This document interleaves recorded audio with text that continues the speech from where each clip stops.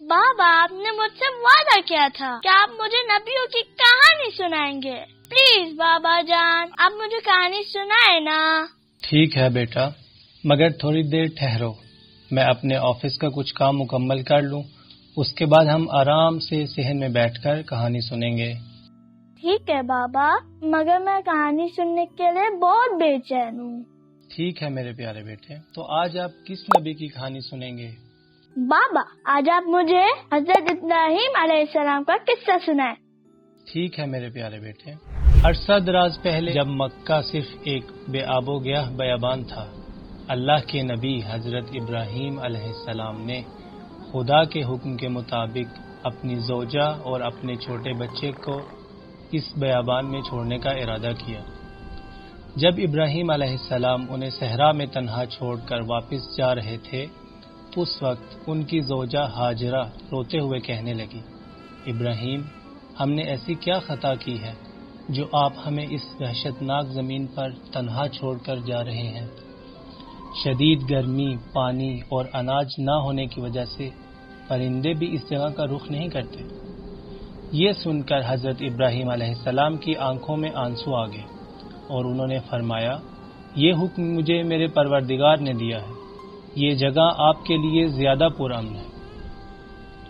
پھر حضرت ابراہیم علیہ السلام نے اپنے ہاتھ خدا کی بارگاہ میں بلند کیے اور فرمایا، خدایا، میں تیرے حکم کی خاطر اپنی زوجہ اور بچے کو اس تپتے بیابان میں تنہا چھوڑ رہا ہوں. تو اس بے آب و گیاہ صحرا کو آباد اور پربرکت شہر بنا دے. حضرت ابراہیم علیہ السلام کے جانے کے کچھ گھنٹوں بعد ہی ان کی زوجہ کے پاس کھانے اور پانی کا ذخیرہ ختم ہو جاتا ہے. تب جناب ہاجرہ پریشانی کے عالم میں اپنے بچے کو سائے میں چھوڑ کر پانی کی تلاش میں تیزی سے ایک پہاڑ کے پاس پہنچتی ہیں، لیکن انہیں وہاں پانی نہیں ملتا. وہ نا امید ہو کر آس پاس نگاہ دوڑاتی ہیں کہ اچانک جناب ہاجرہ کو محسوس ہوتا ہے کہ پہاڑ کے پاس کوئی بجلی سی موجود ہے. وہ تیزی سے اس طرف بڑھتی ہیں لیکن وہاں بھی کچھ نہیں پاتی. ان کا بچہ پیاس کی شدت سے اپنا پیر زمین پر مار رہا تھا. انہوں نے اس پریشانی کے باوجود بھی ہمت نہیں ہاری اور ایک مرتبہ پھر پانی کی تلاش میں صفا و مروہ کے درمیان 7 مرتبہ دوڑی، لیکن ہر بار نا امید اور تھکن کا شکار ہوئی. بابا یہ وہی صفا مروہ ہے نا جہاں حج عمرہ میں صحیح کی جاتی ہے؟ بالکل میرے بیٹے، یہ وہی جگہ ہے. جناب ہاجرہ روتی ہوئی اپنے بچے کے پاس آتی ہیں تاکہ اسے اپنی آغوش میں لیں، لیکن اچانک وہ کیا دیکھتی ہیں کہ ننھے اسماعیل کے پیروں کے نیچے سے ایک چشمہ جاری ہوتا ہے. یہ دیکھ کر ہاجرہ بہت خوش ہوتی ہیں اور فوراً اپنے بچے کو پانی پلاتی ہیں اور خود بھی اس چشمے سے سیراب ہوتی ہیں اور خدا کا شکر ادا کرتی ہیں. اس طرح جناب ہاجرہ اور اسماعیل یقینی موت سے نجات پا جاتے ہیں. بابا جان کیا صحرا میں اچانک چشمے کا جاری ہونا حیرت انگیز نہیں؟ بیٹا یہ سب خدا کی قدرت ہے. بے شک اللہ تعالی ہر شے پر قدرت رکھتا ہے.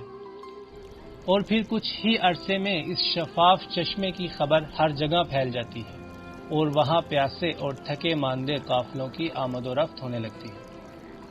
کچھ عرصہ گزرنے کے بعد جب ابراہیم علیہ السلام اس جگہ واپس آتے ہیں تو یہ ماجرا دیکھ کر حیران رہ جاتے ہیں اور خدا کی بارگاہ میں سجدہ شکر ادا کرتے ہیں. پھر وہ اپنی زوجہ اور بچے کے ساتھ اسی زمین پر اپنی خوبصورت زندگی کا آغاز کرتے ہیں. اس طرح حضرت ابراہیم اور حضرت ہاجرہ خدا کی طرف سے آئی اس آزمائش پر پورا اترتے ہیں.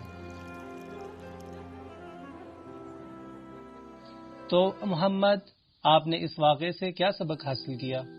بابا اس سے مجھے یہ سیکھنے کو ملا کہ ہمیں ہر حال میں خدا پر یقین رکھنا چاہیے اور صبر و شکر سے کام لینا چاہیے. بہت خوب میرے پیارے بیٹے.